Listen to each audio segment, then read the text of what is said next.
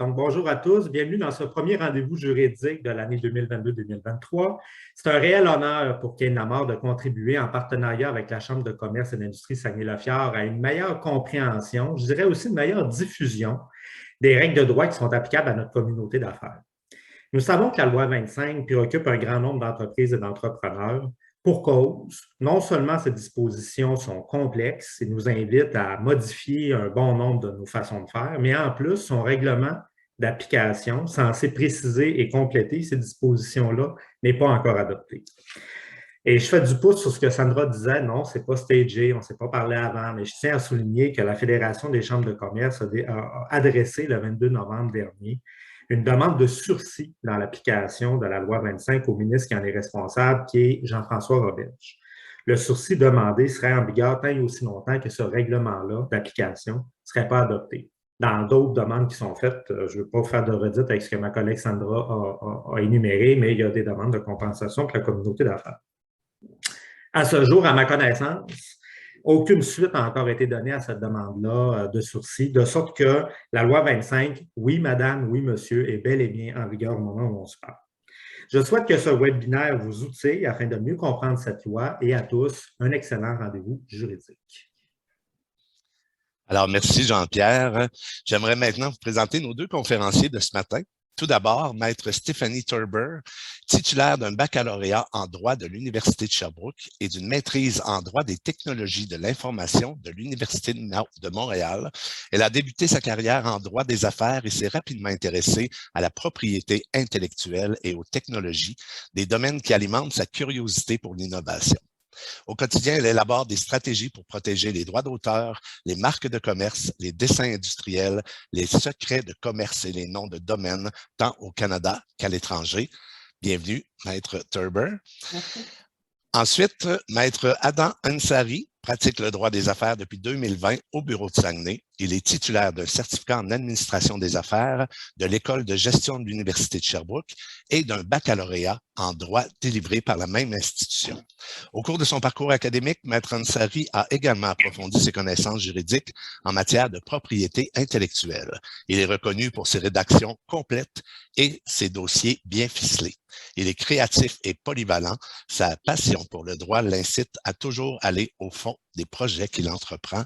Bienvenue, Maître Ansari. Je vous cède la parole à vous deux et bonne conférence à tous. Merci. Nous allons mettre à l'écran donc la présentation. Si vous me donnez une petite minute. Voilà. Est-ce que vous voyez? Non, Stéphanie, je crois que, à moins que ce soit juste moi qui n'y ai pas accès. Non, on ne voit pas. Là. Ah, ça s'en vient.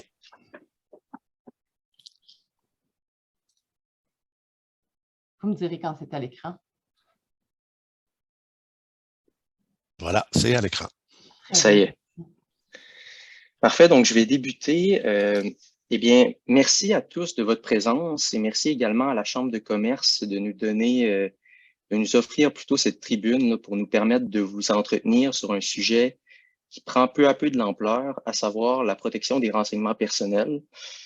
Comme vous le savez, c'est un sujet là, dans l'actualité qu'on voit à presque tous les jours, tant au Québec et au Canada qu'à l'international. De façon plus spécifique, comme Jean-Pierre et Mme Rossignol l'ont mentionné, au Québec, nous avons une loi qui est entrée en vigueur récemment, qu'on appelle communément la loi 25, qui prévoit une réforme majeure sur le régime applicable en matière de protection des renseignements personnels au Québec. C'est une réforme qui va s'appliquer à toutes les entreprises qui recueillent, détiennent, utilisent ou communiquent des renseignements personnels. C'est donc une réforme qui ne fait pas de discrimination par rapport à la taille des entreprises, d'où justement l'initiative de la Chambre de commerce là, de demander de l'aide financière et, le cas échéant, un sursis. Une remarque préliminaire, c'est important de mentionner que la réforme qui est prévue par la loi 25 va nécessiter des changements au niveau des règles de gouvernance au sein des entreprises en matière de protection des renseignements personnels. J'insiste sur la notion de règles de gouvernance, puisqu'il ne s'agit pas simplement de responsabilités et d'obligations qu'une entreprise peut déléguer à son équipe de technologie des informations ou à un fournisseur de services qui s'occupe de ce domaine-là au sein de l'entreprise. Il y a vraiment un exercice au niveau de la direction de l'entreprise de se conscientiser sur les obligations pour mettre en place les mesures nécessaires afin d'assurer la conformité de l'entreprise au nouveau cadre normatif applicable qu'on va décrire au cours de la présentation. Tu peux passer à la prochaine diapo, Stéphane. Donc, en fait, comme vous voyez à l'écran, il y a certains sujets qu'on a cru important d'aborder au cours de la présentation. Vous en avez là des éléments. Ça ne sera pas nécessairement dans l'ordre, mais pour vous faire un résumé, on va débuter par une mise en contexte pour vous permettre de comprendre dans quel cadre s'inscrit cette réforme-là, pourquoi est-ce que le législateur québécois a cru opportun de modifier la loi actuelle qui régit les entreprises privées en matière de protection des renseignements personnels. On va également discuter, bien sûr, du mode d'entrée en vigueur des dispositions de la loi 25, puisque, comme vous allez le constater, on parle d'une entrée en vigueur progressive. Il y a déjà certaines dispositions qui sont effectives au moment où on se parle, et donc les entreprises devraient déjà y être conformes. Mais il y a également plusieurs autres obligations qui sont plus importantes, qui vont entrer en vigueur un peu plus tard.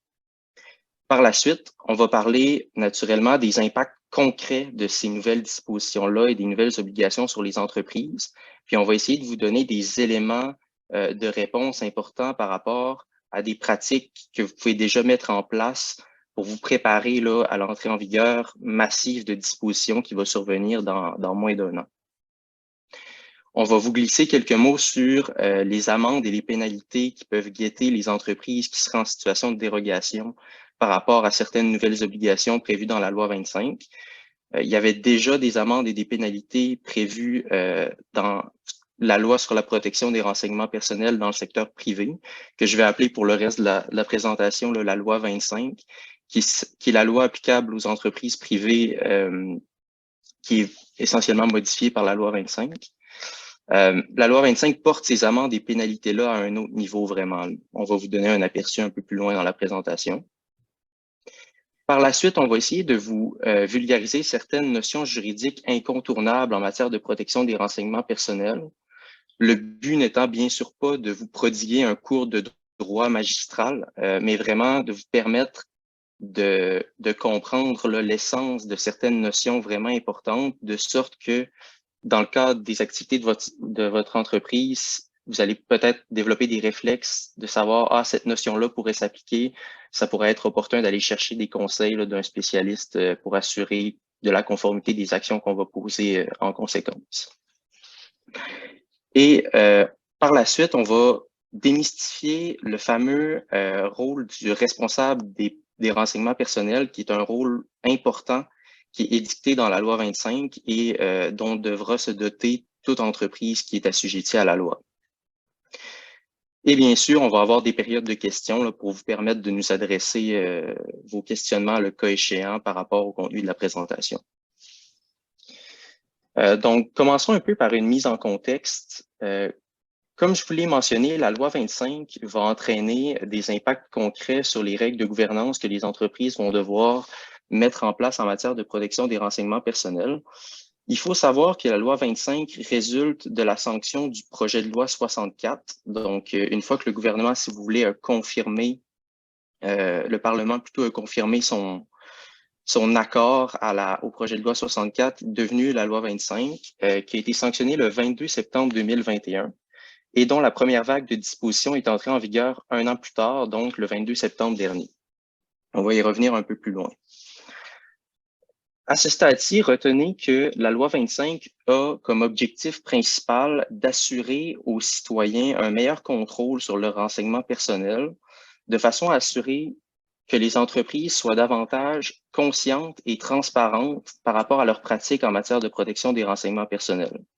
Donc, l'idée est de faire en sorte que, dans le cadre de tout projet d'une entreprise qui implique des renseignements personnels, les dirigeants au sein de l'entreprise aient le réflexe de penser à justement la loi 25 puis les mécanismes qui devraient être mis en place pour s'assurer de la meilleure protection possible et éviter les atteintes à la vie privée des personnes qui sont concernées par ces renseignements personnels. Et ça s'explique aussi par le fait qu'à l'ère moderne, nul besoin de le dire, les renseignements personnels valent de l'or pour les entreprises. Donc, de plus en plus, les entreprises sont encouragées à colliger, en fait, le plus de renseignements personnels possible, puisque, dans une certaine mesure, ça peut être à leur avantage. Et pour vous donner une idée de l'importance de la protection des renseignements personnels, la Cour suprême du Canada, donc le plus haut tribunal du pays, a statué que la loi sur la protection des renseignements personnels, en faisant référence à la loi fédérale à l'époque, a un statut quasi constitutionnel et que les valeurs et les droits qui sont établis dans cette loi sont étroitement liés à ceux reconnus dans la Constitution comme étant nécessaires à une société libre et démocratique, faisant ainsi référence au droit à la vie, à la liberté et à la sécurité de la personne et au droit à la protection contre les fouilles, les perquisitions et les saisies abusives.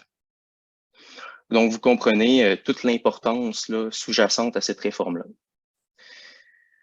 Donc, pour passer à la prochaine diapositive, en fait, avant d'entrer dans le vif du sujet, là, on croit important d'effectuer un bref survol du cadre législatif qui est applicable en matière de protection des renseignements personnels au Canada. Donc, d'emblée, je vous mentionne que la première loi qui a été adoptée au fédéral en cette matière l'a été en 1983. Il s'agissait de la loi sur la protection des renseignements personnels à laquelle j'ai fait allusion plus tôt, mais qui visait bien sûr uniquement les ministères et les organismes fédéraux. 10 ans plus tard, donc le 1er janvier 1994, est entrée en vigueur au Québec la loi sur la protection des renseignements personnels dans le secteur privé, donc la loi sur le privé que j'ai mentionnée tout à l'heure, en même temps qu'une loi que vous connaissez sûrement, le Code civil du Québec.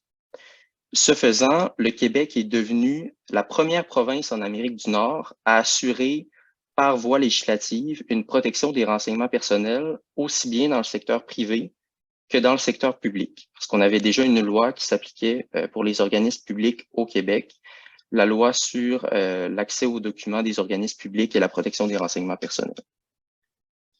Je vous mentionne aussi au passage que la loi 25 non seulement modifie la loi sur le privé, on va s'intéresser à ça pour les fins de la présentation, mais elle modifie aussi la loi sur le public. Entre 2001 et 2004, est entrée en vigueur de façon progressive une nouvelle loi au fédéral qui est la loi sur la protection des renseignements personnels et les documents électroniques, qui est communément appelée PIPEDA, c'est son acronyme en anglais, ou LRPDE en français. C'est une loi qui s'applique à toutes les entreprises privées au pays, sauf dans les provinces qui ont adopté une loi essentiellement similaire. Le concept d'essentiellement similaire est un concept juridique, mais retenez qu'il s'agit du Québec, de la Colombie-Britannique et de l'Alberta. Par contre, et c'est vraiment important de le souligner, la fameuse LRPDE va s'appliquer aux entreprises qui exercent leurs activités au Québec s'il s'agit d'activités qui relèvent de la juridiction exclusive du Parlement fédéral en vertu de la loi constitutionnelle de 1867. Parce que, comme vous le savez, il y a des entreprises qu'on appelle les entreprises fédérales dans le langage courant qui continuent d'être assujetties aux lois fédérales, même s'il existe des lois provinciales plus particulières. Donc, on pense notamment aux banques, aux aéroports, aux compagnies de chemin de fer, aux entreprises de télécommunications. Donc, essentiellement, retenez qu'au Québec, on a la loi sur le privé qui est modifiée par notre loi 25 qui s'applique à toutes les entreprises, mais que si vous êtes une entreprise fédérale, vous avez également la LRPDE là, qui pourrait s'appliquer à vous. OK. Correct, de toute façon, Marie, je prends des appels. OK, parfait. On a entendu un son, mais c'est correct. Donc, Stéphanie, tu peux passer à la prochaine diapo. Donc maintenant, nous pouvons entrer dans le vif du sujet. Dans un premier temps, il importe de vous parler du champ d'application de la loi 25 et bien sûr de la loi sur le privé. En fait, la loi 25 ne vient pas changer le champ d'application de la loi sur le privé.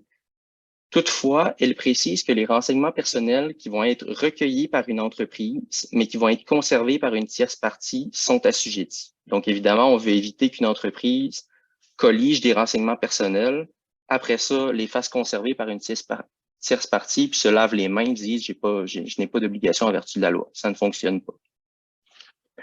De même, les renseignements qui concernent la fonction d'un individu au sein de l'entreprise, donc on parle là, des coordonnées professionnelles comme le nom de la personne, son titre, sa fonction, son adresse électronique professionnelle ou son numéro de téléphone professionnel, ne sont pas des renseignements personnels au sens de la loi. Parlant du concept de renseignement personnel, c'est un concept qui est primordial de définir là, pour que vous puissiez vous situer dans le cadre de la présentation.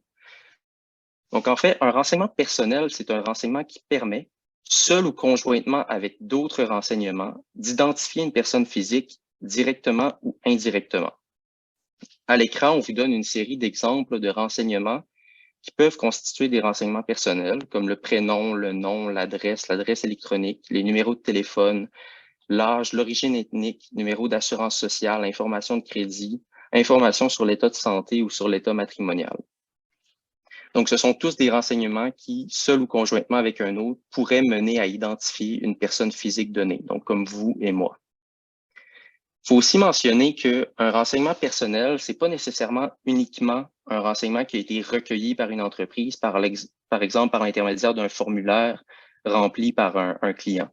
Ça peut être aussi un renseignement qui est créé par l'entreprise, comme un numéro de membre, un numéro d'employé, ou un renseignement qui est inféré par l'entreprise. Donc, on pense surtout ici aux fameux profils de préférence qui peuvent être établis par une entreprise, notamment, par exemple, pour identifier les habitudes de consommation d'un client ou d'un client potentiel. Ensuite, ça c'est important de le mentionner, la loi 25 vient préciser ce qu'on vient d'entendre par un renseignement sensible, un renseignement anonymisé et un renseignement dépersonnalisé, qui sont des types plus précis là, de renseignements personnels.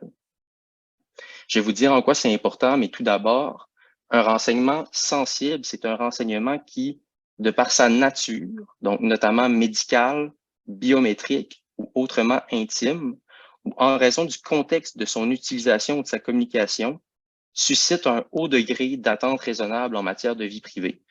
Donc, vous comprendrez qu'un renseignement qui concerne la situation financière ou l'état de santé d'une personne, eh bien, c'est très sensible parce qu'une personne pourrait s'attendre à ce que ce soit gardé de façon strictement confidentielle. Ensuite, un renseignement dépersonnalisé, en fait, c'est tout simplement un renseignement qui ne permet plus d'identifier directement la personne concernée. Donc, on parle beaucoup là, des renseignements qui sont pseudonymisés. Eh bien, c'est de ça qu'on parle.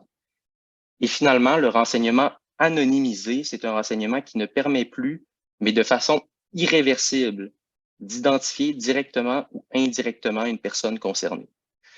Donc, la nuance avec le renseignement dépersonnalisé, c'est que dans le cas du renseignement anonymisé, l'anonymisation est irréversible. En quoi ces nuances-là sont importantes? Je vous donne quelques exemples. Eh bien, si on parle d'un renseignement sensible, il faut savoir qu'une entreprise ne pourra pas communiquer un renseignement sensible sans l'autorisation de la personne concernée, sans avoir obtenu au préalable son consentement exprès. Donc, c'est la seule fois dans la loi où le législateur utilise l'expression consentement exprès, mais on comprend qu'il s'agit d'un consentement qui est donné par une action directe. Là. Un consentement implicite ne suffirait pas. En ce qui concerne les renseignements dépersonnalisés, pour vous donner un exemple, la loi 25 prévoit qu'un renseignement personnel peut être utilisé à une fin autre que pour lesquelles il a été recueilli lorsque son utilisation est nécessaire à des fins d'études, de recherche ou de production de statistiques et qu'il est dépersonnalisé. Donc, on va parler de cette exception-là un peu plus tard, mais vous voyez qu'il y a des nuances parfois là, lorsqu'il y a certaines communications ou utilisations à faire et qu'il faut qualifier le renseignement pour savoir quelles sont nos obligations exactes. Et enfin, pour ce qui est des renseignements anonymisés, la loi 25 prévoit que lorsque les fins auxquelles un renseignement personnel a été recueilli ou utilisé sont accomplies, l'entreprise doit soit le détruire ou l'anonymiser pour l'utiliser à des fins sérieuses et légitimes. Et pour terminer sur ces remarques préliminaires-là, je tiens à vous réitérer un principe qui est cardinal en matière de protection des renseignements personnels, qui veut qu'une entreprise ne doive recueillir des renseignements personnels que lorsque ceux-ci sont nécessaires aux fins déterminées avant la collecte. va revenir sur l'obligation de divulguer les fins de la collecte un peu plus tard, mais retenez qu'en cas de doute, un renseignement va être considéré comme non nécessaire. Merci Stéphanie. Donc, cette diapo me permet de revenir en fait sur le titre de notre présentation qui s'appelle « La loi 25, une réforme majeure en matière de protection des renseignements personnels, une mer de changement ». Donc, en fait, c'est une métaphore qu'on voulait faire essentiellement avec le mode d'entrée en vigueur des dispositions de la loi 25. Comme vous pouvez le voir à l'écran, on a utilisé des vagues pour refléter les trois, justement, là, vagues ou moments d'entrée en vigueur des différentes dispositions. La première ayant eu lieu le 22 septembre dernier. La seconde va avoir lieu dans moins d'1 an, le 22 septembre 2023. Et finalement, la dernière dans moins de 2 ans, le 22 septembre 2024. Comme vous pouvez le constater, la vague la plus importante est celle qui arrive dans moins d'1 an, le 22 septembre 2023. Et comme vous allez pouvoir le constater dans les remarques qu'on va faire au cours de la présentation à partir de maintenant, c'est dès maintenant que les entreprises doivent débuter là, à mettre en place des stratégies pour assurer d'être conformes le 22 septembre 2023. On va y revenir. Donc, ce que je vous propose de faire pour le moment, c'est de vous donner un aperçu général de toutes les nouvelles obligations qui vont entrer en vigueur de façon progressive dans le temps, qui ont déjà commencé à le faire. Par la suite, ma collègue et moi, on va entrer plus en détail là, sur certaines obligations et responsabilités qu'on trouvait les plus pertinentes afin de vous aiguiller là, de façon spécifique sur qu'est-ce que vous pouvez faire concrètement pour vous préparer et assurer la conformité de votre entreprise au nouveau cadre législatif applicable. Donc, sans plus tarder, pour débuter avec les obligations qui sont entrées en vigueur le 22 septembre 2022, il y en a essentiellement 4. La première et la plus importante, c'est de désigner un responsable de la protection des renseignements personnels. Je vais revenir là, beaucoup plus en détail dans les prochaines diapositives sur les tenants et aboutissants de cette notion-là. Ensuite, il y a l'obligation pour les entreprises de tenir ce qu'on appelle un registre des incidents de confidentialité. Donc, on parle évidemment là d'un registre qui va recenser toutes les atteintes possibles qu'il aurait pu y avoir en ce qui concerne les renseignements personnels qui sont traités par l'entreprise. Et il faut savoir que ce registre des incidents de confidentialité va devoir être transmis à la Commission d'accès à l'information, qui est l'organisme administratif au Québec qui est chargé de l'application de la loi sur le privé, sur demande de celle-ci. Également, il faut noter que si jamais un incident de confidentialité survenait au sein de l'entreprise, l'entreprise n'aura pas le choix de le divulguer à la fois à la Commission d'accès à l'information, mais aussi à toute personne qui est visée par un renseignement personnel affecté par l'incident de confidentialité, si jamais il y avait un risque de préjudice sérieux. On va revenir sur cette notion-là, qui est une notion juridique par rapport auquel certains éléments de définition sont donnés dans la loi 25. Et enfin, pour le 22 septembre dernier, il y a des nouvelles règles applicables en matière de communication de renseignements personnels sans que le consentement de la personne concernée soit nécessaire lorsqu'il s'agit d'une communication faite dans le cadre d'une transaction commerciale, d'une part, ou à des fins de recherche, d'études ou de production de statistiques, d'autre part. Je vais y revenir un peu plus tard. Ensuite, si on entre dans la deuxième vague, là, qui est la vague la plus importante d'obligations, par rapport à laquelle Stéphanie là, va vous entretenir de façon plus approfondie pendant la deuxième partie de la présentation, on a les obligations suivantes. Il va falloir que chaque entreprise assujettie établisse et mette en œuvre des politiques et des pratiques qui encadrent sa gouvernance en matière de protection des renseignements personnels. Les entreprises vont également devoir réaliser une évaluation des facteurs relatifs à la vie privée dans une pluralité de situations. Stéphanie va revenir là, sur la définition exacte de cette notion-là d'évaluation des facteurs relatifs à la vie privée qui est très importante dans la loi 25. Les entreprises vont également devoir informer lors de la collecte de renseignements personnels, mais également sur demande de la personne concernée par la suite.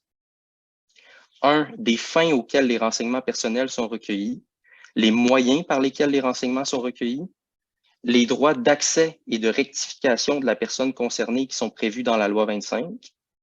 Ensuite, le droit de la personne concernée de retirer son consentement à la communication et à l'utilisation des renseignements recueillis. Et 5, c'est des trucs plus spécifiques, mais le cas échéant, le nom de tout tiers pour qui la collecte de renseignements est faite, ou de tout tiers ou catégorie de tiers à qui il est nécessaire de communiquer des renseignements pour les fins décrites, et aussi la possibilité que les renseignements personnels recueillis soient communiqués à l'extérieur du Québec. Donc, vous voyez qu'il y a vraiment plusieurs obligations que les entreprises vont devoir respecter dès le moment de la collecte. Encore une fois, dans l'objectif d'assurer une transparence par rapport à l'utilisation contemplée des renseignements recueillis. Par la suite, toujours le 22 septembre 2023, les entreprises assujetties vont devoir obtenir un consentement manifeste, libre et éclairé, et aussi donné à des fins spécifiques préalablement à toute utilisation d'un renseignement personnel pour des fins autres que celles pour lesquelles il a été recueilli, sauf lorsqu'une exception au consentement prévu par la loi est applicable. On va y revenir plus tard, mais de là toute l'importance de s'assurer que dès la collecte, on informe la personne concernée de ce qu'on entend faire avec ces renseignements personnels.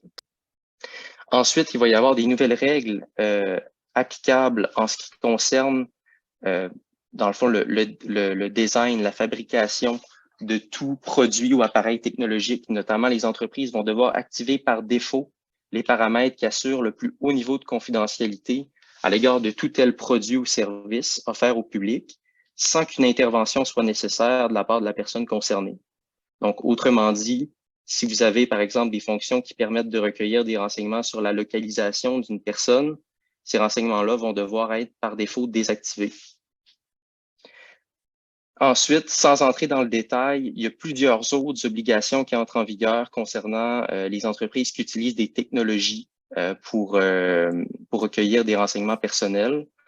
Également, des obligations qui concernent les entreprises qui utilisent de l'intelligence artificielle pour rendre des décisions à l'égard d'individus. Des obligations qui concernent la collecte de renseignements personnels auprès d'un mineur de moins de 14 ans. Et des renseignements qui permettent, des règles qui permettent de faciliter la communication de renseignements personnels pour faciliter un processus de deuil. Et pour terminer, le 22 septembre 2023, entrera également en vigueur le droit à la désindexation. Stéphanie va pouvoir y revenir le plus en détail, mais essentiellement, c'est le droit d'une personne concernée dans certaines circonstances de demander que la diffusion de certains renseignements personnels associés à son nom cesse ou dans certaines circonstances soit effectuée si jamais cette divulgation-là avait cessé sans son autorisation. Et finalement, le 22 septembre 2024, on parle d'une dernière vague qui contient une seule obligation, qui est le droit à la portabilité. Donc, encore une fois, Stéphanie va y revenir un peu plus tard, mais essentiellement, c'est une obligation des entreprises d'être en mesure de communiquer les renseignements personnels qu'elles ont recueillis par rapport à une personne de façon informatisée dans un certain format, sous réserve de certaines exceptions. Tu peux passer à la prochaine diapo, Stéphanie. Donc maintenant, comme je vous ai mentionné, on a identifié certaines obligations et responsabilités spécifiques qui, à notre avis, vont vous intéresser de façon plus importante. La première étant certainement l'obligation de désigner un responsable de la protection des renseignements personnels. Donc, il faut savoir que, par défaut, depuis le 22 septembre 2022, même si vous n'avez pas désigné un responsable de la protection des renseignements personnels au sein de votre entreprise, cette désignation a été faite de façon automatique et le rôle va être assumé par la personne qui est la plus haute dans la hiérarchie de votre entreprise, en fait. Par contre, notez que les responsabilités afférentes au rôle de responsable de la protection des renseignements personnels peuvent être déléguées par tout temps dans un écrit à toute personne à l'interne de l'organisation ou à l'externe de l'organisation. Les entreprises vont également avoir l'obligation de mentionner sur leur site web le nom et les coordonnées de la personne qui est responsable de la protection des renseignements personnels. Vous vous demandez peut-être, mais c'est quoi exactement le rôle de responsable de la protection des renseignements personnels? Qu'est-ce qu'il doit faire en pratique? En fait, de façon générale, son rôle, c'est d'assurer la responsabilité générale de la conformité de l'entreprise par rapport aux obligations applicables en matière de protection des renseignements personnels, donc la loi 25. Concrètement, la personne qui occupe cette fonction-là va devoir comprendre le cadre légal qui est applicable à l'entreprise, donc notamment obtenir des formations par rapport à son rôle, puis par rapport aux tenants et aboutissants de toutes les obligations dont on parle aujourd'hui. Il va devoir élaborer un plan de communication interne pour faire connaître les situations où son intervention est requise par la loi. Parce que dans certaines situations, la loi 25 prévoit expressément que le responsable de la protection des renseignements personnels doit intervenir. Par exemple, en matière d'évaluation relatif des facteurs relatifs à la vie privée, il y a une intervention qui est requise, mais également de faire connaître son rôle. Donc, c'est important que tous les intervenants au sein de l'entreprise sachent qu'il y a un responsable de la protection des renseignements personnels et sachent aussi à quel moment il doit intervenir, puis quelle est sa plus-value, qu'est-ce qu'il peut apporter à un projet donné. Également, ça va être important que le responsable de la protection des renseignements personnels rencontre la direction de l'entreprise pour s'assurer d'obtenir la participation, la collaboration et les ressources requises pour accomplir son mandat. Donc, on pense notamment au temps nécessaire, l'accès à tous les renseignements requis, un budget, la possibilité d'obtenir des conseils légaux et, le cas échéant, selon la taille de l'entreprise, d'avoir une équipe à son soutien. C'est vraiment indispensable parce que, comme vous avez pu le constater là, dans le cadre des explications de la diapositive précédente, il s'agit d'obligations significatives. Là, on n'est pas dans le cadre d'une réforme mineure. Donc, il y a vraiment plusieurs obligations que les entreprises doivent rencontrer. Puis, le responsable de la protection des renseignements personnels va vraiment être l'acteur clé pour assurer la conformité de l'entreprise à ces nouvelles obligations. Ensuite, les premières démarches qui vont devoir être entreprises par le responsable de la protection des renseignements personnels sont les suivantes. Il va devoir inventorier les renseignements personnels qui sont recueillis, utilisés, communiqués, conservés et détruits par l'entreprise, déterminer les fins de la collection de ces renseignements personnels-là et en cartographier le traitement, c'est-à-dire leur cheminement du moment de leur collecte au moment de leur destruction ou leur anonymisation, pour que l'entreprise soit vraiment consciente de toute l'ampleur des renseignements qu'elle collecte et qu'elle puisse être en mesure, le cas échéant, de faire un filtre dans ces renseignements-là. Il va également devoir déterminer et mettre en place des calendriers de conservation pour chacune des catégories de renseignements personnels qui va avoir été identifiées. Vraiment important parce que dans certains cas, il y a des lois spécifiques qui peuvent prévoir que les entreprises doivent conserver des renseignements pendant une durée prescrite. Ensuite, il va devoir identifier les renseignements personnels qui sont transférés ou susceptibles d'être transférés à l'extérieur du Québec, parce qu'encore une fois, il y a une évaluation des facteurs relatifs à la vie privée qui doivent être faites pour ces renseignements personnels-là. Ensuite, le responsable va devoir s'assurer que l'entreprise obtient des consentements manifestes, libres et éclairés et donnés à des fins spécifiques, parce qu'on se rappelle que dès que l'entreprise désire faire une utilisation d'un renseignement personnel à des fins autres que celles pour lesquelles il a été collecté, un consentement doit être obtenu à cet égard-là, à moins que la personne concernée ne l'ait déjà donné. Et il y a vraiment des règles spécifiques là, en matière de consentement, sans y entrer dans le détail.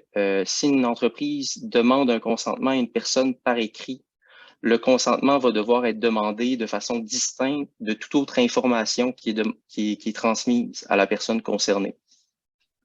Et on se rappelle qu'il y a des nuances là, au niveau du type de consentement requis par rapport au type de renseignement qui est impliqué. Donc, s'il s'agit d'un renseignement sensible, la notion de consentement exprès peut s'appliquer.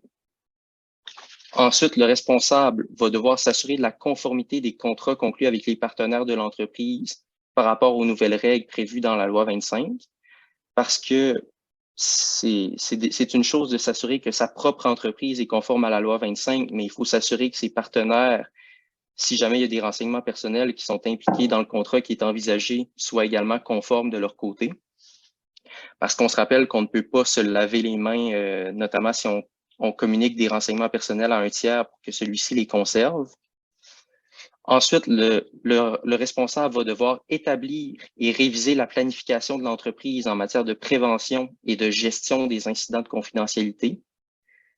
Il va devoir aussi assurer un processus périodique de vérification, de suivi, de surveillance et de contrôle de la conformité et des opérations de l'entreprise avec le cadre législatif applicable.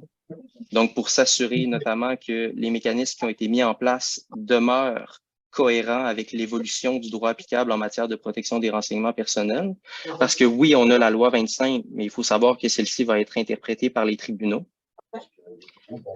Par la suite, bien sûr, on l'a mentionné tout à l'heure, et ça, c'est vraiment important, il va devoir participer à l'établissement et à la révision des politiques et pratiques de l'entreprise en matière de gouvernance des renseignements personnels et s'assurer de la publication d'une politique de confidentialité sur le site web de l'entreprise. Et finalement, il va devoir bien sûr assurer que son nom et ses coordonnées soient disponibles sur le site web de l'entreprise. Donc, comme vous pouvez le constater, le rôle et les fonctions du responsable de la protection des renseignements personnels n'est pas une mince affaire. C'est un travail qui est significatif, qui est important au sein de l'entreprise, et le renseignement, ce qu'il faut retenir, c'est que le responsable ne doit pas être isolé. Il doit vraiment travailler conjointement, en harmonie avec les autres acteurs de l'entreprise pour être au courant des différents processus, puis s'assurer de pouvoir intervenir pour s'assurer que chacun de ces processus soit conforme aux différentes obligations prévues dans la loi 25. Rapidement, par rapport aux incidents de confidentialité, je vous ai mentionné tout à l'heure qu'on allait revenir sur la notion juridique là, de risque de préjudice sérieux. Parce que si un incident de confidentialité survient et qu'un risque de préjudice sérieux a été identifié, il faut se rappeler que l'entreprise doit divulguer l'incident en question à la commission d'accès à l'information, mais aussi aux personnes qui sont concernées par les renseignements visés par l'incident. Donc, qu'est-ce qu'on entend exactement par un risque de préjudice sérieux? Eh bien, en fait, c'est un risque qui doit être évalué en pondérant des facteurs comme la sensibilité des renseignements visés par l'incident de confidentialité. Donc, naturellement, s'il s'agit de renseignements d'ordre financier ou d'ordre médical, de santé, c'est certain qu'il s'agit de renseignements très sensibles, mais également une évaluation par rapport aux conséquences appréhendées de l'utilisation non autorisée des renseignements visés par l'incident. Donc, s'il s'agit de renseignements financiers, on peut penser à des fraudes financières potentielles, des fois même un vol d'identité. Donc, ce serait des conséquences potentielles très importantes qui militeraient en faveur d'une divulgation à la commission. Naturellement, les tribunaux vont être en mesure de nous fournir là, plus d'informations par rapport à ce qu'on peut, de façon définitive, considérer comme un risque réel de préjudice sérieux. Dans ce moment, on va devoir avancer parce qu'il nous reste 15 minutes. On n'a pas eu la première période de questions, puis je n'ai pas fait ma part, puis la deuxième. Donc, je m'excuse, il va falloir avancer. Oui. Passons à la suivante ou peut-être même à la période de questions. Oui, tout à fait. En fait, j'avais terminé. Donc, rapidement, je vous ai parlé là, de certaines exceptions qui permettaient de communiquer des renseignements personnels sans le consentement de la personne concernée. Qui sont en vigueur depuis le 22 septembre dernier. Donc, il y a notamment l'exception qui concerne la communication qui est nécessaire pour les fins de la réalisation d'une transaction commerciale.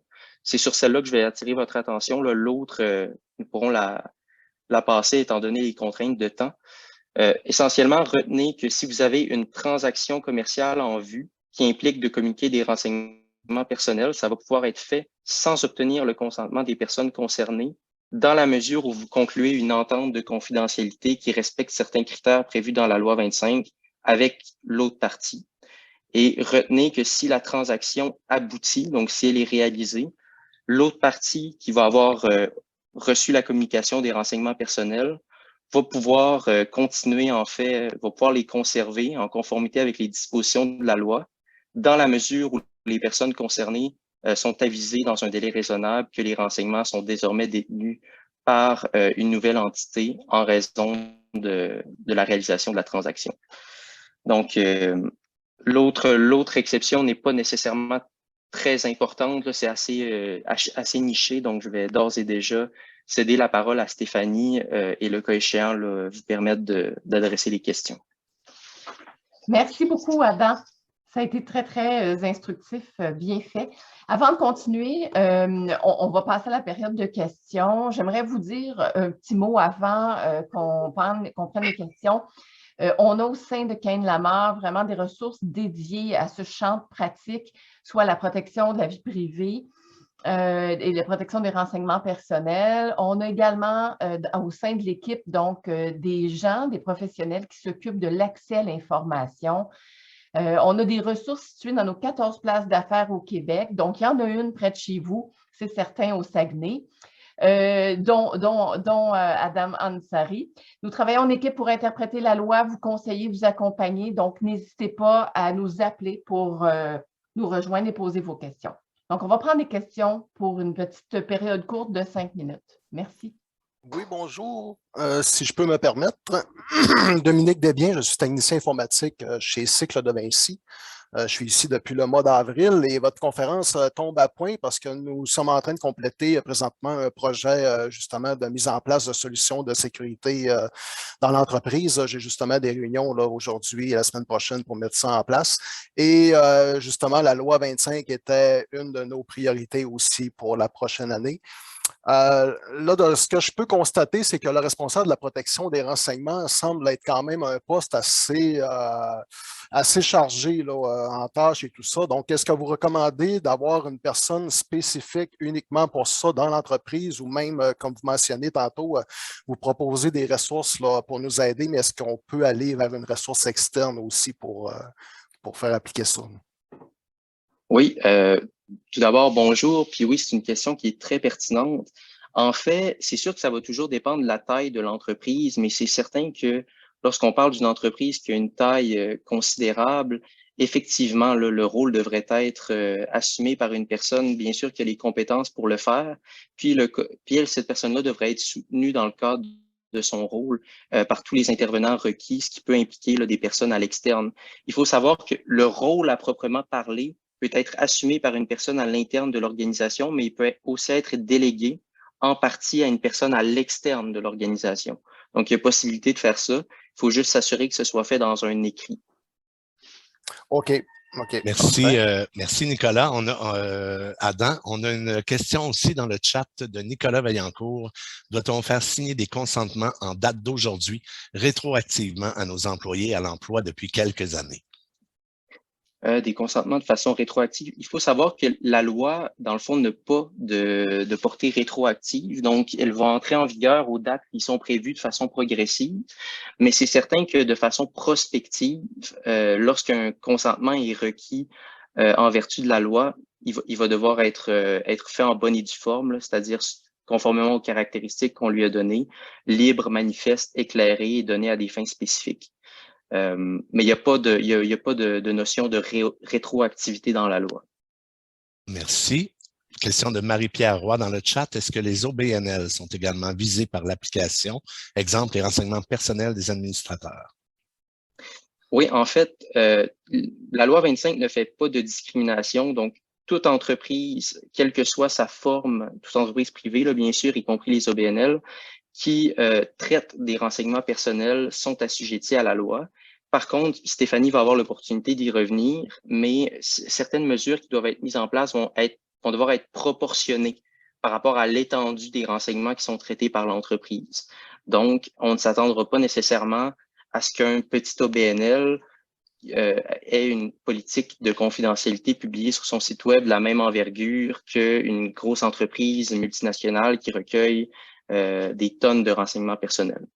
Merci. Dernière question dans le chat. Marie-Josée demande, dans le cadre de la production d'impôts où les informations confidentielles sont nécessaires, que devrions-nous faire en particulier? Dans le cadre de la production d'impôts, je ne suis pas sûr de comprendre exactement la question. Dans le fond, par rapport aux employés, si je comprends bien, en fait, c'est de s'assurer… Marie-Josée peut ouvrir son micro peut-être, puis préciser la question. Et on a ensuite Michael Savard qui avait levé la main. Oui, moi j'avais une question. Oui. Vous m'entendez? Je voulais vérifier avec vous, parce que vu qu'on nous, on n'a pas d'informations confidentielles sur les clients, mais juste sur nos employés pour les payes. Donc, ces renseignements-là rentrent dans les renseignements personnels également? Oui. Tout à fait. D'accord, merci. Alors, il y avait Marie-Josée, je ne sais pas si elle avait ouvert son micro pour préciser sa question qu'elle avait posée dans le chat. Oui, c'est dans le sens qu'on fait la production d'impôts personnels pour les clients. On doit récupérer toutes leurs adresses, numéro d'assurance sociale avec un logiciel homologué. Est-ce qu'il y a quelque chose de particulier qu'il faut faire en plus? Non, en fait, à moins, Stéphanie, que tu vois quelque chose, c'est vraiment vous êtes assujettis aux mêmes obligations que les autres entreprises qu'on a décrites tout à l'heure. Donc, il n'y a pas d'obligation supplémentaire pour ce type de renseignement personnel-là spécifique. On comprend toutefois que comme vous détenez ou vous collectez des renseignements personnels sensibles, vous allez devoir mettre en place vraiment des mesures de sécurité plus importantes, je dirais, puis avoir des politiques un peu plus restreignantes à l'interne pour bien expliquer à vos employés quoi faire et ne pas faire avec les renseignements personnels qui leur sont divulgués par vos clients. Si vous me permettez, on pourrait poursuivre. Il me reste un gros 10 minutes pour… L'événement est prévu jusqu'à 9h30, donc vous avez un peu de… Un peu de… Je voulais vous le préciser, oui. Parfait, c'est gentil. Je croyais qu'on terminait à 9h. On vous laisse poursuivre. Donc, poursuivons. Merci pour la flexibilité. Donc, je vais essayer d'y aller rapidement. Si mon ton est trop rapide, faites-moi le savoir. Je vais essayer de le faire d'une façon limpide tout de même. Donc, dès septembre 2023, donc la deuxième vague d'entrée en vigueur, les entreprises vont devoir établir et mettre en œuvre des politiques et des pratiques qui vont encadrer leur gouvernance à l'égard des renseignements personnels. Un peu comme on le disait tantôt avec la dame, il y avait des questions sur les renseignements d'impôts et publier sur leur site web, donc, ces règles de gouvernance. La plupart du temps, ce qui va être publié, c'est une politique relative à la protection des renseignements personnels ou ce qu'on appelle, ce qu'on voit souvent, politique de confidentialité. En termes, et ces politiques-là doivent être rédigées, j'insiste, en termes clairs et simples, c'est ce que la loi nous impose. Lorsqu'on parle de politique et de pratique, on se demande souvent qu'est-ce que ça a l'air en vrai. Alors, les politiques et les pratiques doivent fournir un cadre à la conservation et à la destruction des renseignements personnels. On parle ici, évidemment, d'un calendrier de conservation. Souvent, les entreprises en avaient un, mais il était dans le fond du tiroir. Maintenant, on va le ressortir puis on va le mettre en application. Si vous n'en avez pas, il faut en créer un. Ensuite, vous allez devoir définir les rôles et les responsabilités des membres de votre personnel tout au long du cycle de vie des renseignements personnels. Donc, pas seulement qu'à la collecte, mais voir à savoir qui a accès à ces renseignements personnels-là au sein de votre entreprise. Et ensuite, qui va s'occuper de les détruire. Et vous posez la question, est-ce que leur rôle nécessite l'accès à ces renseignements-là? C'est important. Ensuite, vous allez devoir prévoir un processus de traitement des demandes et des plaintes. Vous savez qu'à partir de septembre 2023, les individus vont pouvoir vous demander d'avoir accès à leurs renseignements personnels, vont pouvoir déposer des plaintes s'ils jugent que vous n'appliquez pas la politique de confidentialité ou la politique de protection des renseignements personnels, ou vous-même vous demandez comment est-ce que vous l'appliquez. Donc, vous devez avoir un processus à cette fin. Comme le disait si bien Adam tantôt, ces mesures, ces politiques et pratiques vont devoir être proportionnées, évidemment, à la nature et à la grandeur de votre entreprise. Lorsque l'on parle de pratiques et de politique, ce que c'est dans la pratique, c'est par exemple une politique de télétravail qui va prévoir que les employés, par exemple, n'utiliseront pas de clé USB. Avec le télétravail aujourd'hui, on sait très bien qu'il y a des employés qui ne vont pas nécessairement travailler directement du VPN qui est offert par l'employeur, mais ils vont déposer ou ils vont s'envoyer par courriel des dossiers qui peuvent contenir des renseignements personnels. Donc, ça, ce sont tous des événements qui peuvent causer des incidents de confidentialité, donc impliquer la responsabilité de l'entreprise. C'est pour ça qu'on vous invite à avoir des politiques de télétravail, des politiques d'utilisation des outils informatiques, des politiques de sécurité des données. Je suis convaincue que vos équipes de TI sont en mesure de vous épauler pour mettre en place donc cette sécurité des données. Si vous utilisez, par exemple, des cartes de crédit, vous pouvez avoir des politiques et des pratiques de sécurité ou de paiement sécuritaire par Internet. Vous pouvez avoir des procédures de destruction des renseignements personnels. Je parlais tantôt de procédures de réception, des traitements des plaintes. C'est aussi un élément qu'il faut avoir. Si vous utilisez des caméras de surveillance, que ce soit par exemple dans les entreprises de camionnage ou que ce soit des caméras de surveillance autour de votre entreprise pour surveiller les allées et venues, donc des gens qui visitent votre entreprise, il va falloir avoir une politique pour identifier qui a accès à ces enregistrements, etc. Donc, je mets le point là. On va poursuivre sur qu'est-ce que c'est maintenant que les évaluations des facteurs relatifs à la vie privée. Dès septembre 2023, on dit bien septembre 2023, vous allez devoir réaliser des évaluations des facteurs relatifs à la vie privée et ça dans des moments bien opportuns. Donc, avant de communiquer des renseignements personnels sans le consentement des personnes concernées à des fins d'études, de recherche ou de production statistique, que ce soit également avant tout projet d'acquisition, de développement, de refonte de systèmes informatiques ou de prestation de services électroniques, vous allez devoir faire des évaluations de facteurs relatifs à la vie privée pour vous assurer que le projet en tant que tel répond et correspond aux règles et conforme aux règles de la loi 25. Donc, la CAI, donc la Commission d'accès à l'information, a publié un guide d'accompagnement pour réaliser une évaluation des facteurs à la vie privée. Je vous dirais qu'elle est disponible présentement sur le site Web. Elle n'a pas été mise à jour. Elle a été mise à jour la dernière fois le 10 mars 2021. Donc, mais elle donne quand même une très bonne idée de ce que vous devez faire et qu'est-ce que c'est qu'une évaluation des facteurs à la vie privée.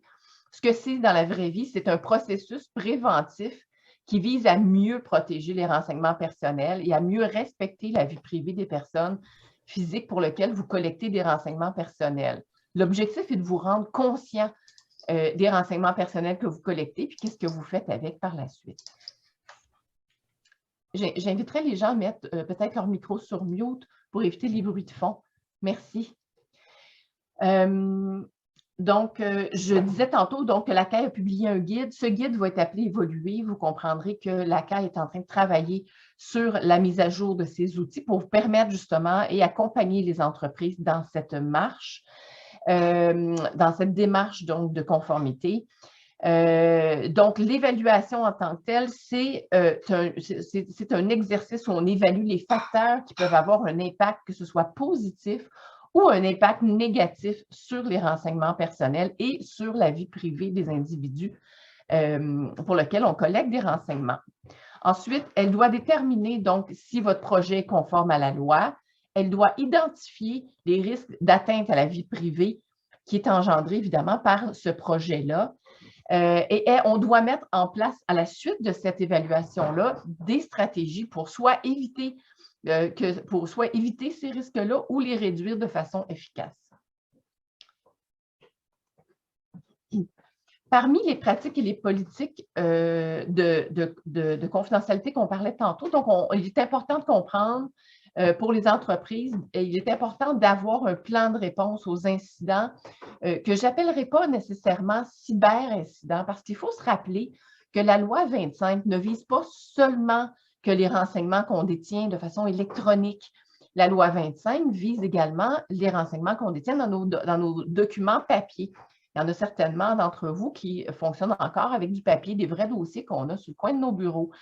Donc, il est bien d'avoir en place, d'avoir pensé, d'avoir un plan de réponse aux incidents parce que lorsqu'arrive, ce n'est pas une question de savoir si un bris va arriver. Aujourd'hui, avec tout ce qu'on voit dans les nouvelles, il est clair que ce n'est plus une question de savoir si un bris va arriver, si un bris de confidentialité va arriver, mais plutôt d'être prêt quand il arrive. Parce que c'est à peu près certain que vous allez tous avoir des incidents de confidentialité.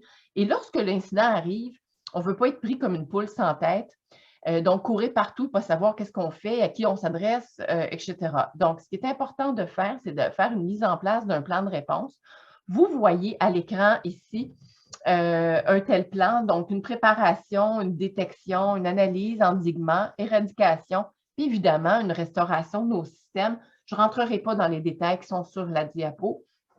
Vous aurez certainement l'occasion de lire le tout à tête reposée, ce qui va être beaucoup plus efficace. Sachez toutefois que notre fameux responsable de la protection des renseignements personnels, lui, doit être rapidement informé pour prendre les décisions qui s'imposent dans un tel cas. Nous vous recommandons de ne pas juste vous fier à ce que vous disent vos fournisseurs de services. Par exemple, oui, tout est beau, ne vous inquiétez pas, le système informatique est tout sécuritaire. Ne restez pas dans ce confort-là, allez vérifier, faites tester, faites valider par une firme externe vos outils, vos pratiques, parce qu'en bout de ligne, ce n'est pas votre fournisseur informatique ou ce n'est pas votre fournisseur de services qui sera responsable en cas d'incident de confidentialité, mais vous qui avez collecté ces renseignements-là, c'est vous qui avez la responsabilité de leur sécurité. Donc, on va passer à la prochaine obligation, soit celle d'informer la personne concernée au moment de la collecte, des fins de la collecte.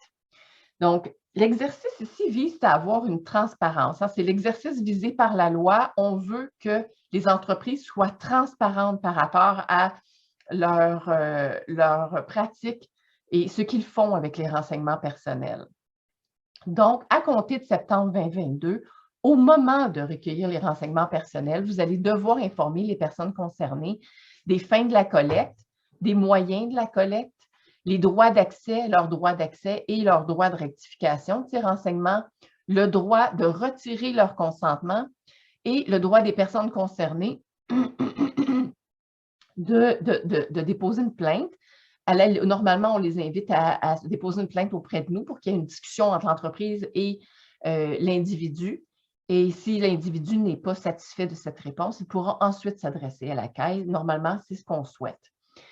Donc, il est aussi prévu que les entreprises vont informer les personnes concernées du nom du tiers ou, à la limite, des catégories de tiers pour qui la collecte est faite et avec qui elles vont partager les renseignements personnels. Sur demande de la personne concernée, les entreprises devront également fournir la durée de conservation de ces renseignements. De là, l'intérêt d'avoir un calendrier de conservation pour avoir des réponses claires à ces questions.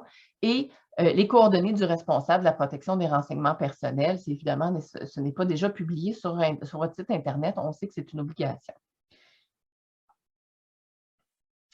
Dès septembre 2023, j'entre sur un tout petit sujet. Les entreprises vont devoir informer les personnes concernées lorsqu'elles recueillent des renseignements personnels au moyen d'une technologie. Donc, on pense, par exemple, site web. On a des sites web qui, aujourd'hui, sont capables de faire la localisation, d'identifier les individus sans nécessairement que les individus aient à remplir une fiche. Et si vous faites du profilage, donc, par exemple, on entend par profilage à des fins d'analyser le rendement du travail de vos employés, d'analyser la situation économique de vos employés, la santé, puis on ne parle pas juste évidemment d'employés, on parle également de clients, leurs préférences personnelles, les intérêts ou le comportement de cette personne-là. C'est ce qu'on appelle du profilage. Ces outils-là vont devoir être mis à leur plus haut degré de confidentialité. Et ça va être l'individu qui va pouvoir choisir, donc en sélectionnant les paramètres, vont pouvoir choisir ou d'accepter de se faire identifier, localiser et de se faire un profilage. Donc, c'est important aujourd'hui. Donc, il n'y aura plus de cachette, plus d'extirpation d'informations sans consentement. Il va y avoir de la transparence au sein des entreprises et plus de contrôle des personnes visées et donc le respect de la vie privée.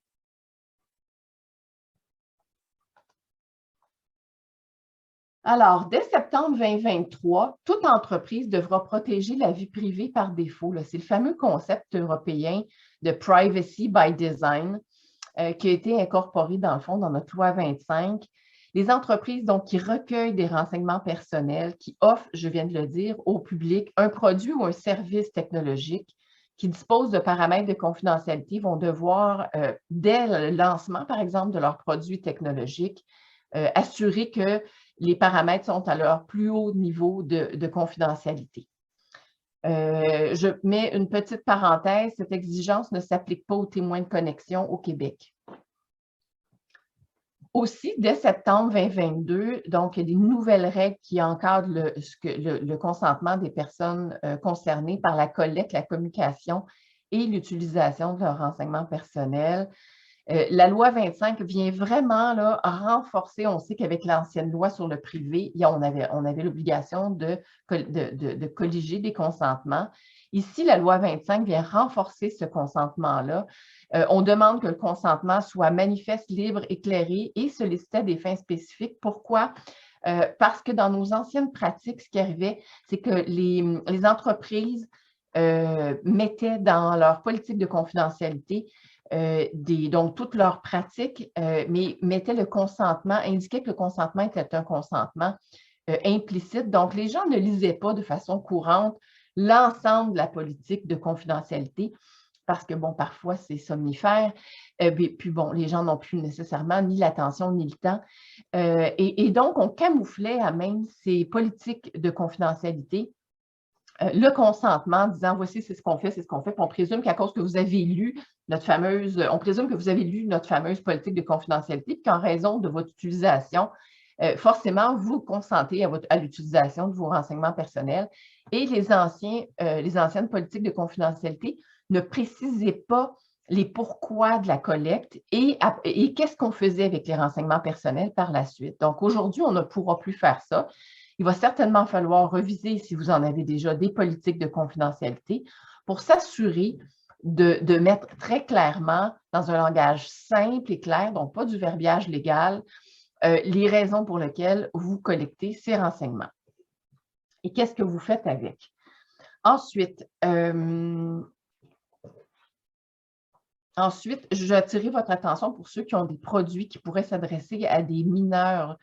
La loi exige maintenant l'obtention du consentement du titulaire de l'autorité parentale pour une collecte, une utilisation ou une communication de renseignements personnels qui concerne un mineur de moins de 14 ans.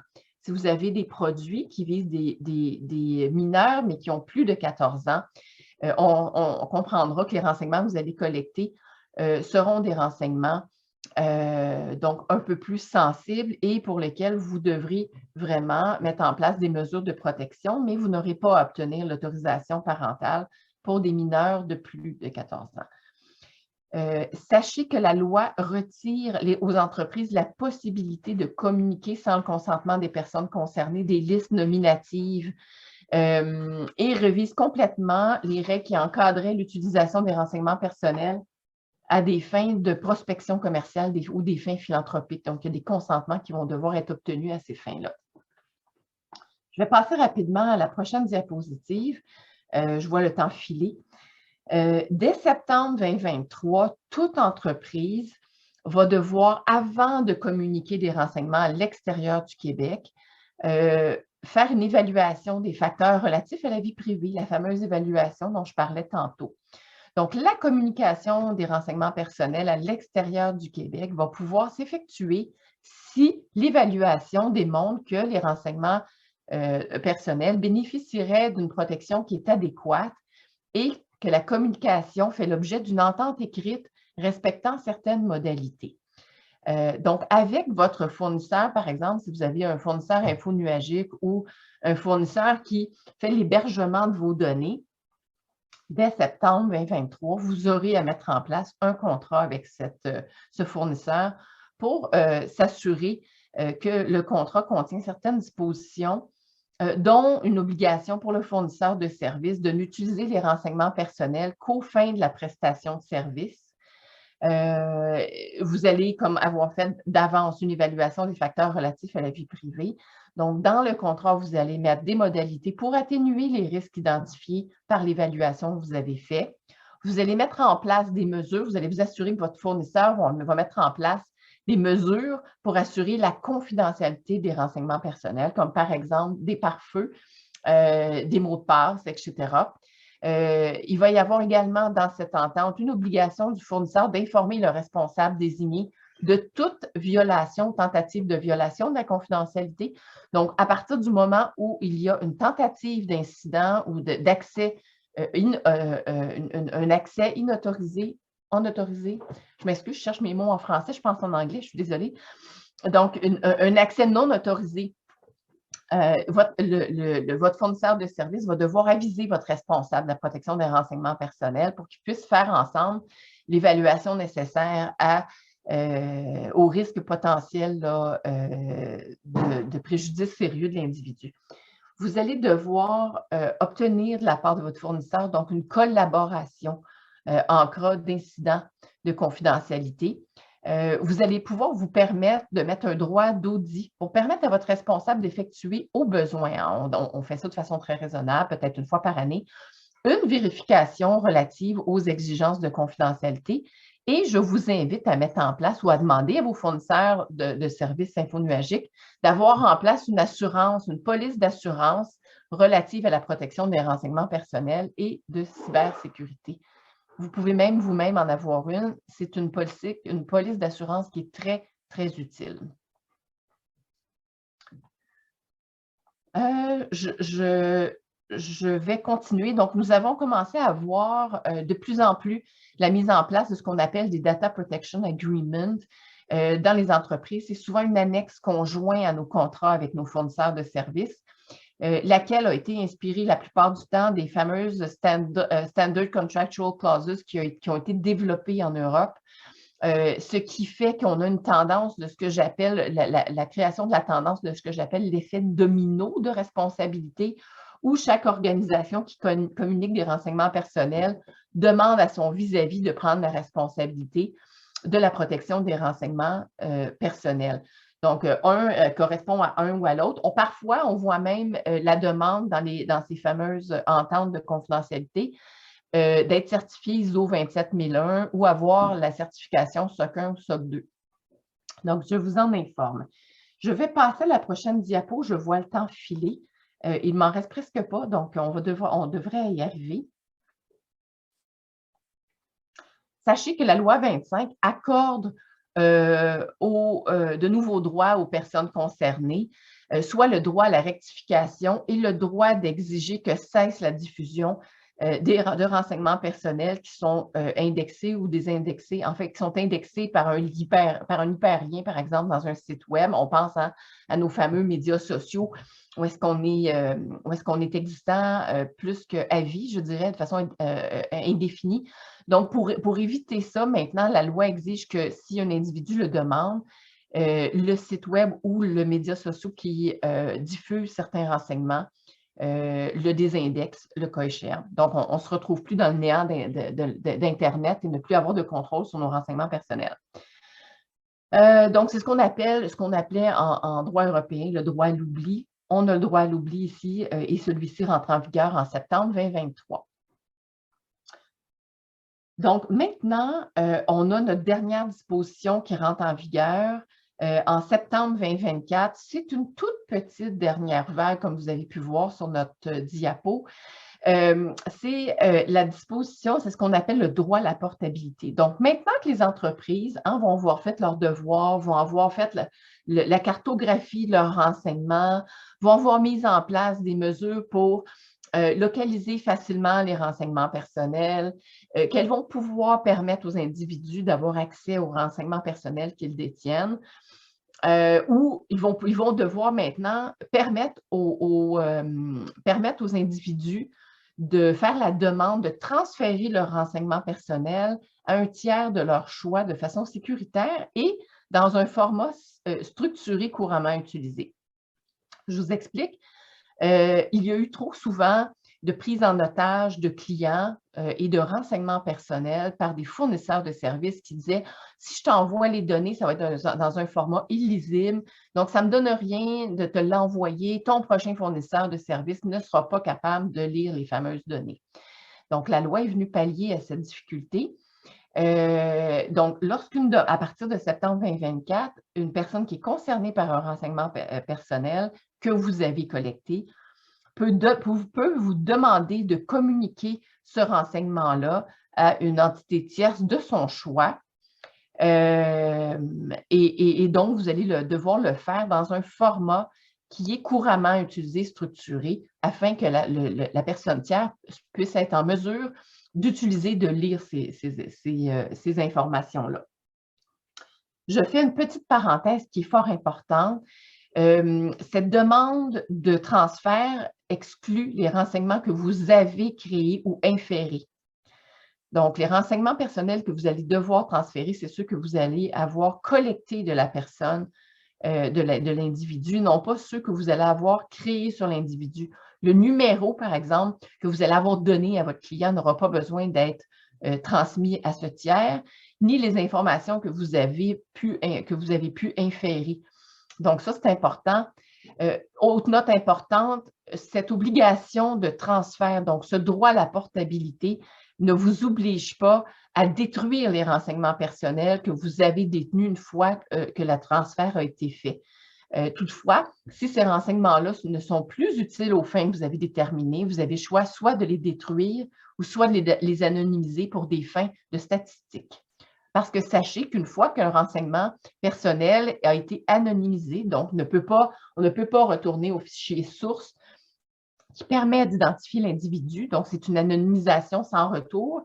Le renseignement personnel n'est plus un renseignement personnel, donc n'est plus visé par la loi 25. Donc, vous pouvez conserver les renseignements qui ne permettent pas d'identifier l'individu pour des fins statistiques. Donc, en résumé, 2023, c'est une année importante. Il y a beaucoup de devoirs à faire.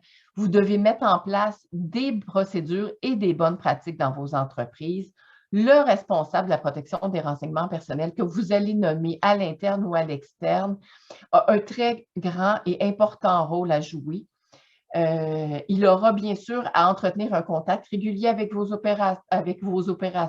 opérations de votre entreprise, identifier les failles potentielles, gérer les risques, organiser les procédures internes pour recevoir, par exemple, une plainte ou faire une enquête ou voire à mettre en place un protocole d'intervention en cas de bris de confidentialité, va devoir documenter la conformité de votre entreprise, tenir un tableau de bord des actions prises, documenter toute situation de non-conformité et évidemment tenir le fameux registre dont parlait Adam juste avant.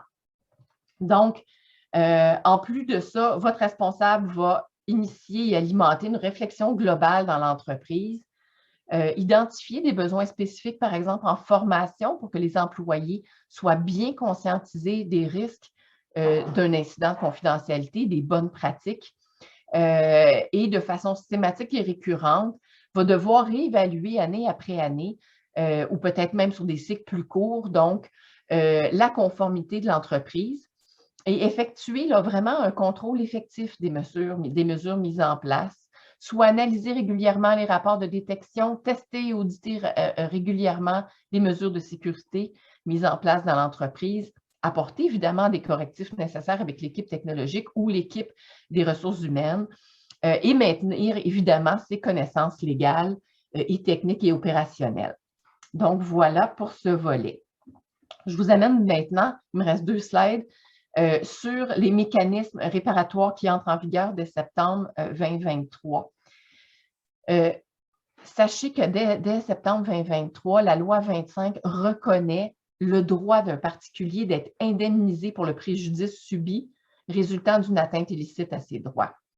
Donc, la loi prévoit des mécanismes réparatoires, dont un recours en responsabilité civile qui est encadré par le régime de la responsabilité civile de notre Code civil bien connu, qui permet l'octroi de dommages et intérêts compensatoires. Les individus concernés pourront aussi demander, réclamer des dommages et intérêts punitifs, mais évidemment, ceux-ci, bien qu'ils soient accordés à la victime, sachez qu'ils n'ont pas un but de compensation, mais bien le but de réprouver la conduite malveillante de l'auteur ou son intention de nuire à l'individu. Un tel recours se prescrit par 3 ans. Le point de départ est le moment où la faute est commise et où le dommage survient. Puis évidemment, si le dommage est graduel puis il ne survient que par la suite, le point de départ de ce recours, c'est le moment où le dommage commence à apparaître pour la première fois. Ce sont les règles normales là, de recours en responsabilité civile. Sachez également que la CAI a de nouveaux pouvoirs. Donc, elle a le pouvoir d'imposer aux entreprises des sanctions administratives pécuniaires. Le montant, il est important. Donc, le montant maximal est 10 millions ou 2% du chiffre d'affaires mondial de l'entreprise. Je veux attirer votre attention. Les gens paniquent en voyant ces sommes. Sachez que les premières étapes d'une plainte devant la CAI, ce ne sera pas nécessairement d'appliquer des sanctions administratives pécuniaires.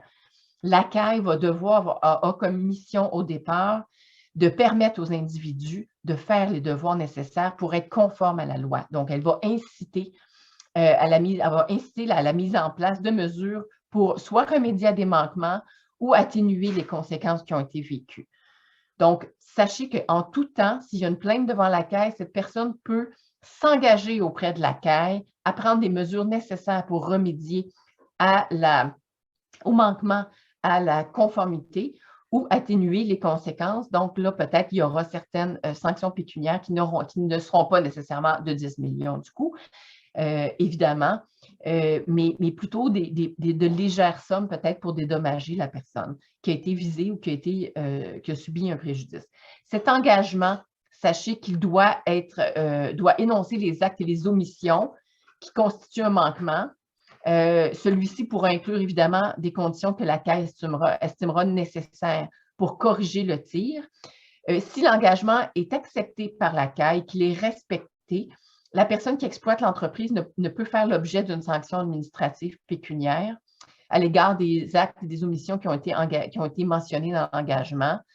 À ce sujet-là, je vous dirais que le gouvernement insiste sur le fait que les régimes de sanctions administratives, les sanctions administratives pécuniaires ont pour objectif d'assurer la conformité des entreprises aux exigences de la loi. La loi ne vise pas à pénaliser les entreprises. Ainsi, contrairement aux amendes qui peuvent être imposées pour une infraction qui est plus pénale, les sanctions administratives pécuniaires n'ont pas une vocation punitive. Une entreprise qui fait l'objet d'une sanction administrative pécuniaire et qui continue de contrevenir à la loi pourra alors être sanctionnée par une amende sous le régime pénal, ce qui est différent. Je vous laisse lire la diapositive à tête reposée. On y indique vraiment les moments et les montants qui peuvent être impliqués. Je pense que vu l'heure, ça ne me donne rien de rentrer dans le fin détail. Sachez que la CAI a maintenant des pouvoirs étendus. Elle attend après son financement, ceci étant dit. Donc oui, elle a des pouvoirs plus grands, mais elle n'a pas encore nécessairement les moyens financiers pour appliquer ces mesures, donc pas de panique. Ça ne veut pas dire que je ne vous incite pas à ne pas faire vos devoirs, mais plutôt à respirer par le nez, faire vos devoirs pour être prêt au moment où la CAI aura un peu plus de moyens. Donc, la CAI, les fameux pouvoirs nouveaux, c'est qu'elle va devoir élaborer des lignes directrices, évidemment, pour nous permettre d'interpréter la loi. Elle peut évaluer donc les avis d'incident au moment où il y a un incident de confidentialité qui peut causer un risque de préjudice sérieux à un individu. Vous avez l'obligation, depuis septembre 2022, d'aviser la CAI de cet incident. La CAI a l'obligation d'évaluer les incidents de confidentialité et de vous transmettre ou de vous ordonner à aviser la personne concernée et va vous donner donc des devoirs, des mesures à mettre en place pour protéger les droits des personnes concernées et soit faire la remise des renseignements personnels impliqués à l'organisation ou la destruction. Elle pourra vous demander dans un cadre d'analyse de plainte, vous demander d'avoir accès à votre registre d'incidents de confidentialité. Elle va pouvoir également faire réaliser des recherches, des inventaires, des études, des analyses en matière de protection des renseignements personnels et elle va pouvoir également émettre des avis sur des projets de législation, dont le projet de loi le projet de règlement qui a été publié récemment.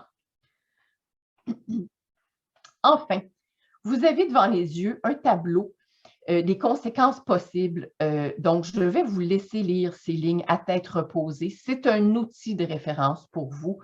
Ça ne me donne rien de passer à travers chaque ligne, mais ça va vous permettre de dire, s'il arrive telle chose, qu'est-ce que j'encours comme risque? Donc, le tableau se lit ainsi.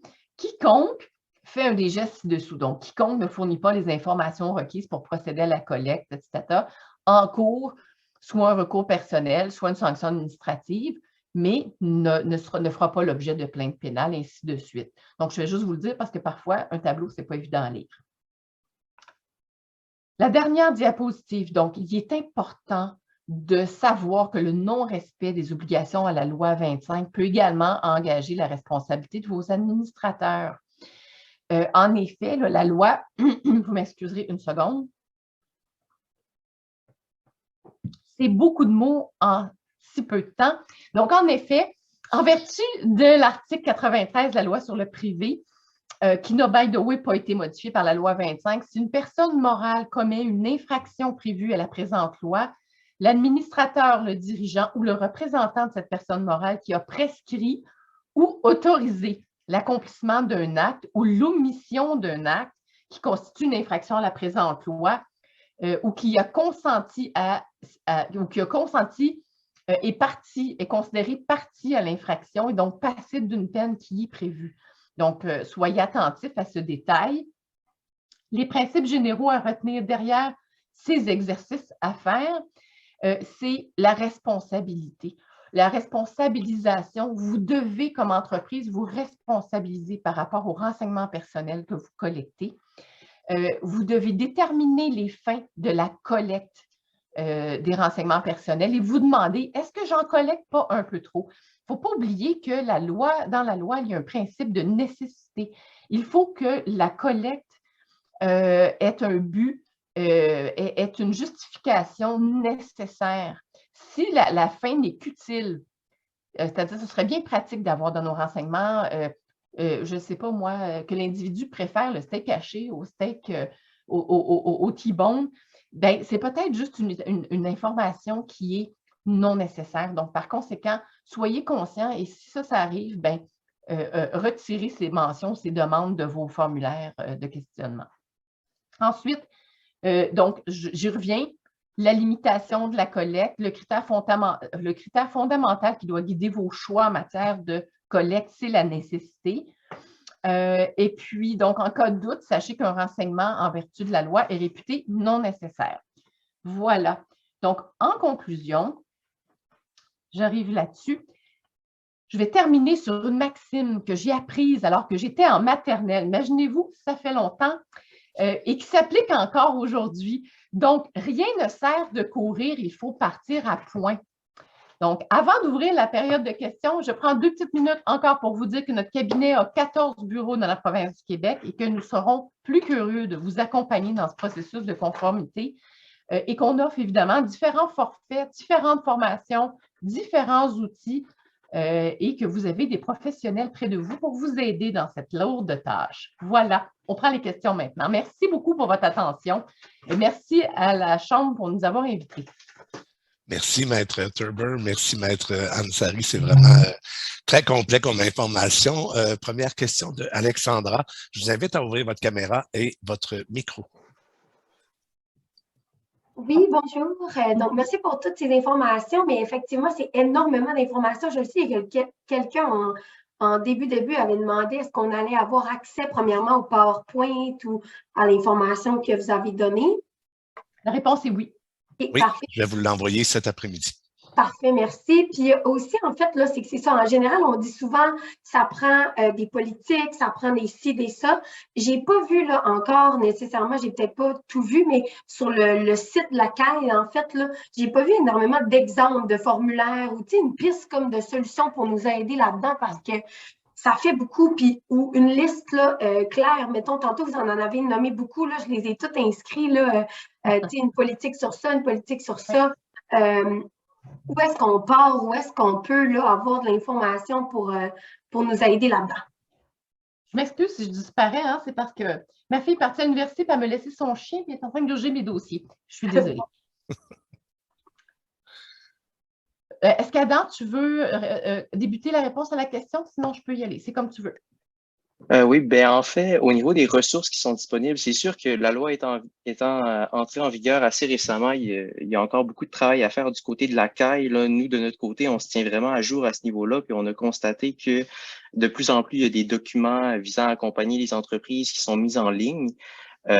Pour le moment, néanmoins, il faut bien sûr se contenter de ce qu'il y a là-dessus. Sinon, nous, à l'interne, c'est certain qu'on prépare toutes sortes de documents qui sont de nature explicative. Donc, c'est assez rare que, par exemple, si on prépare c'est l'exemple qui me vient en tête, là, un registre des incidents de confidentialité, ben, ce sera pas juste une fiche avec un tableau qui vous permet d'inscrire les informations. On va avoir une portion explicative qui vous donne des informations, notamment à c'est quoi un risque qu'un préjudice sérieux soit causé.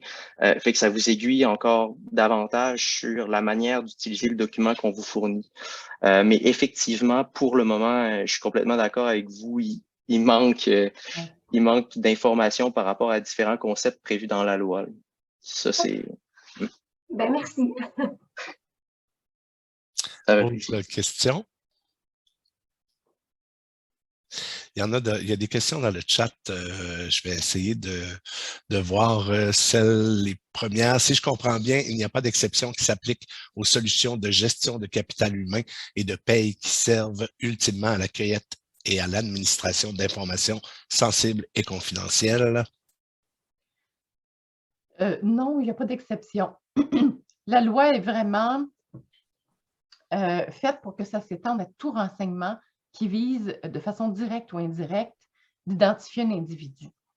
Donc, les gens qui recueillent des renseignements personnels à des fins de ressources humaines, on comprend que c'est des renseignements sensibles la plupart du temps, doivent s'assurer auprès de soi, parce qu'on sait, hein, souvent les ressources humaines, le service de la paye est donné à un tiers, est imparti à un tiers, et où, par exemple, où l'hébergement des données fait partie d'un service plus global là, de notre fournisseur de services infonuagiques.